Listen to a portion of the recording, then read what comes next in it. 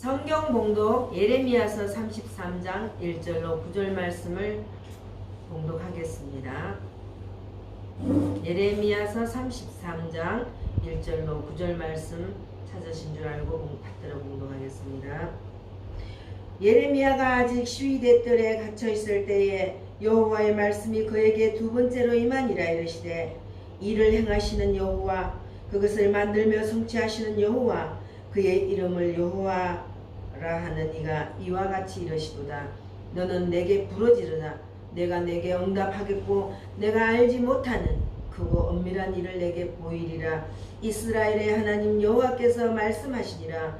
우리가 이 성읍에 가옵까? 유다 왕궁을 헐어서 갈대아인을 참호와 칼을 대항하여 싸우려 하였으나 내가 나의 노여움과 분함으로 그들을 죽이고 그들의 시체로 이 성을 채우게 하였나니 이는 그들의 모든 악행으로 말미암아 나의 얼굴을 가리어 이 성을 돌아보지 아니하였음이라. 그러나 보라, 내가 이 성읍을 치료하여며 고쳐 낫게 하고 평안과 진실이 풍성함을 그들에게 나타낼 것이며 내가 유다의 포로와 이스라엘의 포로를 돌아오게 하여 그들을 처음과 같이 세울 것이며 내가 그들을 내게 범한 그 모든 죄악에서 정하게 하며 그들이 내게 범하며 행한 모든 죄악을 사할 것이라. 이 성읍이 세계 열방 앞에서 나의 기쁜 이름이 될 것이며 찬송과 영광이 될 것이요 그들은 내가 이 백성에게 베푼 모든 복을 들을 것이요 내가 이 성읍에 베푼 모든 복과 모든 평안으로 말미암아 두려워하며 떨리라. 아멘. 할렐루야. 오늘부터 우리 다시 하나님의 말씀을 붙들고 하나님과 함께 승리하는 새해를 시작하는 겁니다. 우리의 현실을 보면 고통스럽고 세상을 보면 절망스럽지만 하나님은 우리의 미래요, 우리의 희망이십니다. 꿈을 가진 사람은 결코 낭망하지 않습니다. 꿈을 가진 사람의 눈은 반짝거립니다. 여러분도 자신의 꿈이 아닌 하나님의 꿈, 나를 위한 환상이 아닌 교회를 위한 비전, 하나님을 위한 꿈을 꾸기를 바랍니다. 위대한 꿈은 위대한 경험을 낳고 위대한 환상은 위대한 결과를 낳습니다. 저는 우리 교회가 하나님의 꿈을 가진 교회, 그 꿈을 실현하는 공동체가 되길 원합니다. 많은 고난을 겪었던 구약에 한 예언자가 있었습니다. 그는 유다왕 시드기야에 의해서 왕궁 안에 있는 감옥에 갇힌 예레미야입니다. 예레미야가 감옥에 갇힌 이유는 전쟁이 일어나고 그 전쟁으로 유다가 바벨론에게 망한다는 예언을 했기 때문입니다. 그 소리를 듣기 싫어하는 왕이 백성 선동죄, 민중 소란죄라는 제명으로 가둬버린 것입니다. 예레미야는 자기가 감옥에 갇혔다는 사실보다는 자기 민족이 망한다는 사실 때문에 괴로워합니다. 유다 민족의 멸망의 원인은 그들이 믿음을 잃어버리고 하나님을 버리고 우상 숭배를 했기 때문이었습니다. 그래서 예레미야가 경고를 합니다. 곧 전쟁이 일어납니다. 왕과 많은 사람이 포로로 잡혀갑니다. 나라는 망합니다. 그러나 이 소리를 환영하는 사람은 단 한 사람도 아무도 없었습니다. 전쟁에 대한 말씀을 듣고도 회개하지 않았습니다. 왕은 오히려 그를 잡아다 가두어버린 것입니다. 지난 1년 동안 밝고 희망찬 소식보다는 암울하고 우울한 소식들이 지구촌을 덮었습니다. 한국 정치는 젊은이들의 희망을 짓밟아버렸습니다. 기막힌 현실 속에 살면서 사람들은 생각할 것입니다. 올해는 희망이 있을까? 정치가 바뀌면 좀 나아질까? 여러분, 금년에는 희망이 있다고 보십니까? 바른 정치가 시행되고 경제가 회복될 것 같습니까? 아무도 그렇다고 대답하지 않습니다. 이것이 바로 오늘 우리들이 당면한 현실입니다. 그러면 이런 현실의 문제에 대해서 하나님은 어떻게 생각하실까요? 여전히 불확실한 한 해를 살아야 하는 우리에게 어떤 해답과 위로와 격려의 말씀을 해주시는 것일까요? 우리는 어떻게 살아야 하고 무엇을 보고 살아야 합니까? 이 질문에 대한 대답으로 새해 아침에 주시는 말씀은 우리의 희망은 이 세상이 아니다라는 것입니다. 우리의 희망은 이 세상이 아니다라는 것입니다. 우리가 사는 세상에는 희망이 없습니다. 왜냐하면 이 세상은 우리가 구원해야 하고 변화시켜야 할 곳이지 완전한 곳이 아니며 희망을 주는 곳이 아니기 때문입니다. 우리가 세상에 대한 환상과 정치에 대한 희망을 가지면 가질수록 실망할 뿐입니다. 그러면 우리의 희망은 어디에 있는 것일까요? 예레미야가 당한 현실은 절망이었습니다. 하나님 말씀을 사실대로 전하다가 왕궁에 있는 시위대들에 갇혔습니다. 전쟁이 일어나 나라가 망하고 백성은 포로로 잡혀갈 것입니다. 모든 소망이 다 사라졌습니다. 바로 그때 놀라운 일이 일어났습니다. 본문 예레미야 33장 1절 말씀입니다. 예레미야가 아직 시위대들에 갇혀 있을 때에 여호와의 말씀이 그에게 두 번째로 임하니라 이러시되 아멘. 하나님이 찾아오셨습니다. 말씀이 들렸습니다. 아직 시위대들 감옥에 갇혀 있을 때 하나님의 말씀이 들린 것입니다. 감옥에 갇힌 불행한 상황에 하나님이 찾아오신 것입니다. 예레미야는 평안한 곳에서 음성을 들은 것이 아니라 차디찬 감옥에서 하나님의 음성을 듣기 시작한 것입니다. 우리가 하나님을 만나고 주의 음성을 들을 수 있는 곳이 어디인가요? 우리가 평안할 때가 아닌 어려움의 문제가 갇혔을 때 고난 중에 하나님이 찾아오시고 주의 음성을 들을 수 있습니다. 문제의 감옥은 하나님을 만날 수 있고 말씀을 들을 수 있는 가장 좋은 곳인 것입니다. 우리가 외롭고 고독할 때, 힘들고 고난 겪을 때 하나님은 우리 옆에 가까이 계신다는 사실을 믿으시기 바랍니다. 하나님은 결코 멀리 외출하시거나 주무시지 않습니다. 여러분과 함께 계십니다. 우리가 감옥과 같은 문제에 갇히게 될 때 그때가 하나님의 음성을 듣기에 가장 좋은 때인 것입니다. 그래서 고난당할 때 우리가 취해야 할 영적 태도는 무엇입니까? 하나님을 기다려야 하고 말씀의 귀를 기울여야 합니다. 하나님은 기다리는 자에게 찾아오시고 귀를 기울이는 자에게 말씀으로 들려주십니다. 우리가 고난 중에 하나님을 기다리고 말씀의 귀를 기울여야 할 이유는 우리의 소망은 오직 하나님께만 있고 말씀만이 우리의 모든 문제에 대한 해답이 되기 때문입니다. 어떤 상황에도 하나님을 기다리는 자에게는 희망이 있고 말씀이 들리는 자에게는 희망이 있습니다. 그래서 하나님을 기다리는 마음이 소중하고 말씀이 들리는 마음의 귀가 소중한 것입니다. 사랑하는 성도 여러분, 그분의 말씀의 귀를 기울이시기 바랍니다. 그러면 어려움이 있는 여러분의 삶의 현장에 하나님이 찾아오시고 말씀해 주실 것입니다. 그러면 어려울 때 찾아오시는 하나님은 어떤 분인가요? 본문 예레미야 33장 2절을 보시겠습니다. 이를 행하시는 여호와, 그것을 만들며 성취하시는 여호와, 그의 이름을 여호와라는 이와 같이 이러시도다. 아멘. 여기에 창조와 관계되는 세 단어가 쓰이고 있습니다. 첫째, 일을 행하시는 여호와.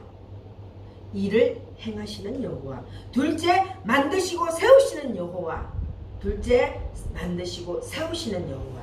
셋째, 완성하시는 여호와. 완성하시는 여호와입니다. 하나님은 우리의 혼돈과 절망과 좌절의 현실을 다 아시고 외면하지 아니하십니다. 우리를 위해 무엇을 계획하십니다. 그것을 만드십니다. 그리고는 끝내 완성을 하십니다. 그래서 우리의 희망은 세상에 있지 않고 하나님께만 있는 것입니다. 우리 인생의 주권자는 누구이십니까? 우리에게는 나를 잘 아시고 나를 위한 계획을 세우시고 그 계획대로 나를 만드시고 결국에는 나에 대한 계획을 완성하시는 하나님이 계십니다. 내게 대한 주권이 세상에 있고 민중에 있고 권력자에게 있다면 우리는 희망이 없습니다. 내 인생에 대한 주권은 오직 하나님께만 있기에 우리는 희망이 있는 것입니다. 우리는 지뢰밭을 걸어가는 사람들입니다. 인생을 살아간다는 것은 지뢰밭을 걸어가는 것만큼 위험한 겁니다. 그러나 예수님의 손에 붙잡혀서 걷는다면 지뢰를 하나도 건드리지 않고 그 길을 빠져나가게 될 것입니다. 그분은 길이요 진리이시고 생명이시기 때문입니다. 우리 하나님은 내가 절망하고 있을 동안에도 일을 계획하시고 내가 잠자코 있는 동안에도 일을 만들고 계시고 우리 인생이 꼬이고 있을 때에도 성취하고 계십니다. 새해에도 변함없이 주권자 하나님을 의지하시기 바랍니다. 그러면 오직 하나님께만 희망이 있다면 우리는 어떻게 해야 합니까? 본문 예레미야 33장 3절 말씀을 보시겠습니다. 너는 내게 부르짖으라. 내가 내게 응답하겠고 내가 알지 못하는 크고 엄밀한 일을 내게 보이리라. 아멘. 이 비슷한 말씀이 시편 50편 15절에도 있습니다. 환난 날에 나를 부르라. 내가 너를 건지리니 내가 너를 영화롭게 하리로다. 아멘. 새해에도 우리가 쉬지 말아야 할 것은 하나님께 부르짖는 기도입니다. 기도는 쉬지 말아야 합니다. 여러분이 안타까워서 죽을 것 같아서 대통령에 부르짖어 보십시오. 어떤 정치인의 이름을 불러 보십시오. 누가 대답이나 합니까? 들어주는 자가 있습니까? 그런데 하나님은 어떻게 응답하십니까? 첫째는 내가 알지 못하는 일을 보여주십니다. 둘째는 크고 비밀한 일을 보이십니다. 셋째는 그가 나를 건져주시고 나를 영화롭게 하십니다. 사랑하는 성도 여러분, 하나님이 우리에게 주시는 새해 비전은 우리가 알지 못하는 것입니다. 하나님이 우리에게 주시는 새해 환상은 우리가 지금까지 연구하고 묵상한 것의 결과가 아니라 우리가 전혀 알지 못하는 것입니다. 지금 현실이 어려울지라도 믿음으로 나아가면 이전에 알지 못하고 경험하지 못했던 하나님의 큰 사건이 일어날 것입니다. 새해 여러분이 경험할 위대한 경험은 놀랍고 비밀스럽고 신비스러운 것입니다. 그러면 하나님이 계획하시는 크고 비밀한 일은 어떤 것인가요? 본문 예레미야 33절 6절에서 8절 말씀입니다. 33장 6절에서 8절 말씀입니다. 6절 그러나 보라 내가 이 성읍을 치료하고 고쳐 낫게 하고 평안과 진실이 풍성함을 그들에게 나타낼 것이며 내가 유다의 포로와 이스라엘의 포로를 돌아오게 하여 그들을 처음과 같이 세울 것이며 내가 그들을 내게 범한 그 모든 죄악에서 정하게 하며 그들이 내게 범하며 행한 모든 죄악을 사할 것이라. 아멘. 하나님이 유다 백성에게 행하실 크고 비밀한 일은 다시 회복시키신다는 말씀입니다. 크게 상하고 다친 백성을 치료하여 고치시고 적국의 포로에서 다시 돌아오게 하시고 모든 죄를 사해 주셔서 나라를 다시 세우실 것이라는 말씀입니다. 하나님은 회복의 때를 준비하신다는 것입니다. 그런데 왜 부러지져도 회복이 일어나지 않고 어려움은 계속되는 것인가요? 본문 4절 5절 말씀입니다. 이스라엘의 하나님 여호와께서 말씀하시니라. 무리가 이 성읍의 가옥과 유다 왕궁을 흘러서 갈대아인의 참호와 칼을 대항하여 싸우려 하였으나 내가 나의 노여움과 분함으로 그들을 죽이고 그들의 시체로 이 성을 채우게 하였나니 이는 그들의 모든 악행으로 말미암아 나의 얼굴을 가려 이 성을 돌아보지 아니하였음이라. 아멘. 부르짖는 선지자의 기도에 대한 응답은 전쟁을 막아주시고 포로로 잡혀가지 않게 해주시는 것이 아니었습니다. 예레미야가 부르짖고 기도하는데도 전쟁이 일어났습니다. 나라가 망하고 포로가 잡혀가 70년을 노예의 고통을 당합니다. 그런데 선지자는 그런 고통 중에 희망을 바라봅니다. 희망의 근거는 무엇입니까? 하나님이 주신 환상 때문이었습니다. 이스라엘은 반드시 회복된다. 포로에서 돌아온다. 하나님이 회복시켜 주신다는 것입니다. 세계 열방에 기쁨이 되게 할 것이며 찬송이 될 것이됩니다. 하고 말씀하셨습니다. 다 함께 찾아보겠습니다. 예레미야 33장 9절. 이 성읍이 세계 열방 앞에서 나의 기쁜 이름이 될 것이며 찬송과 영광이 될 것이며 그들은 내가 이 백성에게 베푼 모든 복을 들을 것이며 내가 이 성에 베푼 모든 복과 모든 평안으로 말미암아 두려워 떨리라. 아멘. 하나님은 당장의 어려움을 당하지 않게 막아주시거나 당장의 어려움을 없애주시는 작은 그림을 그리시는 것이 아니라 긴 시간을 두고 먼저는 고통을 당하고 그 후에 이스라엘을 완전히 다시 회복시키시는 큰 그림을 그리신 것입니다. 이게 선지자가 본 민족의 미래에 대한 환상이었습니다. 하나님이 새해 첫날 아침에 우리에게 주시는 말씀이 무엇입니까? 우리는 모든 어려운 일을 당장에 막아주시고 고난을 당장에 끝내주시는 작은 그림을 그리지만 하나님은 우리를 위해 지금 큰 그림을 그리고 계십니다. 우리는 작은 환상을 보지만 하나님은 큰 환상을 가지고 계십니다.